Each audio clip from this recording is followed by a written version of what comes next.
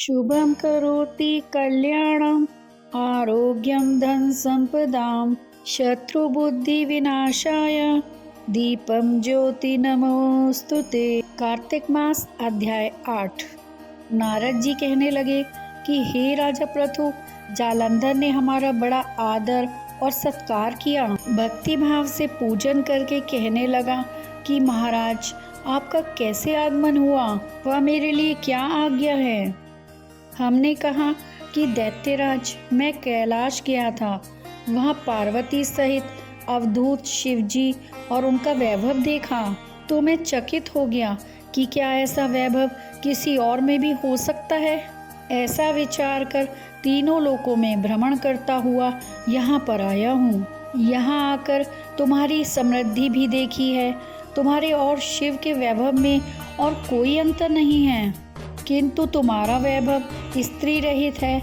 भस्म लेपन करने वाले, राग रहित, कामदेव के शत्रु शिव के पास स्त्री रत्न जैसी पार्वती हैं।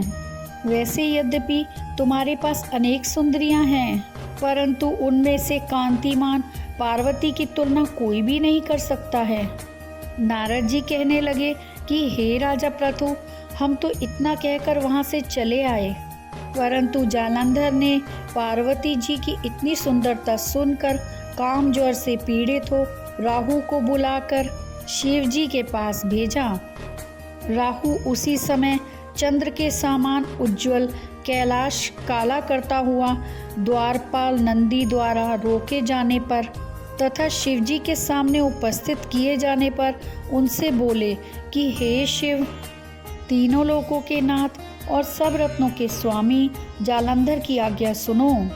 शमशानवासी तथा नरमुंडों की माला धारण करने वाले जटाजूटधारी तुम्हारे जैसे अवधूत के पास पार्वती जैसे परम सुंदरी स्त्री शोभा नहीं देती। मैं तीनों लोकों का नाथ, सब रत्नों का स्वामी हूँ।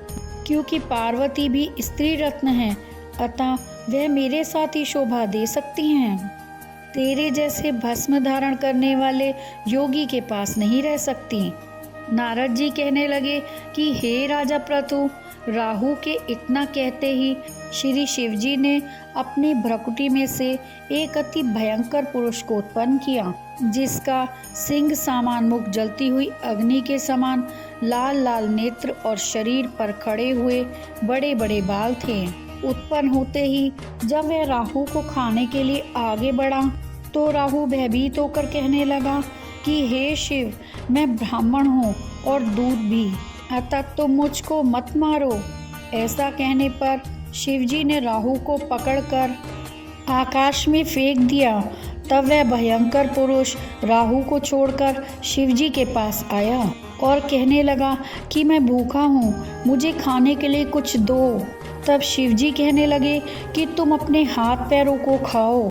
जब वह हाथ पैरों को खाता हुआ सारे धड़ को खा गया, केवल मुख ही बचा, तब शिवजी ने प्रसन्न होकर कहा कि आज से तुम्हारा नाम कीर्ति मुख होगा और तुम हमारे द्वारपाल होगे। पहले तुम्हारी पूजा होगी, तुम्हारी पूजा बिना हमारी पूजा निष्फल होगी। उधर राहु आकाश में जाकर बर्बर देश में गिरा। राहु की ऐसी दशा सुनकर जालंधर को बड़ा क्रोध आया और वह दैत्यों की 1 करोड़ सेना लेकर अपनी पुरी से बाहर निकला।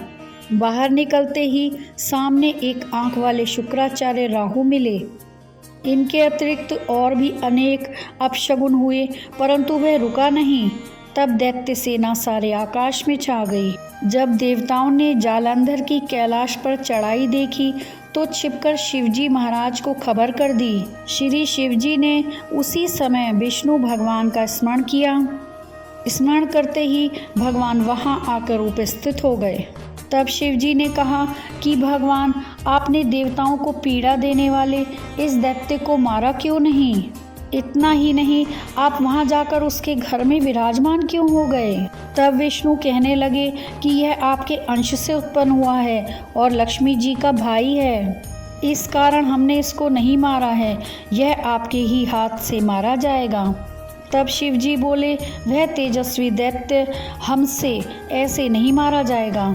आप सब इनको मारने के लिए अपना अपना तेज दीजिए। तब विष्णु सहित सब देवताओं ने अपना अपना तेज दिया।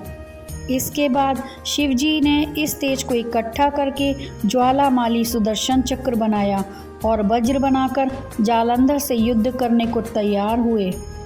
शिवजी के बहुत गणों की सेना में समस्त देवगण भी आकर सम्मिलित हो गए। उधर कैलाश के निकट जालंधर लेकर आ पहुंचा। इधर कीर्तिमुख, नंदी आदि सब गण और सब देव सेना भी मैदान में आ डटी। श्री कृष्ण गोविंद हरे मुरारी, हे नाथ नारायण वासुदेवा।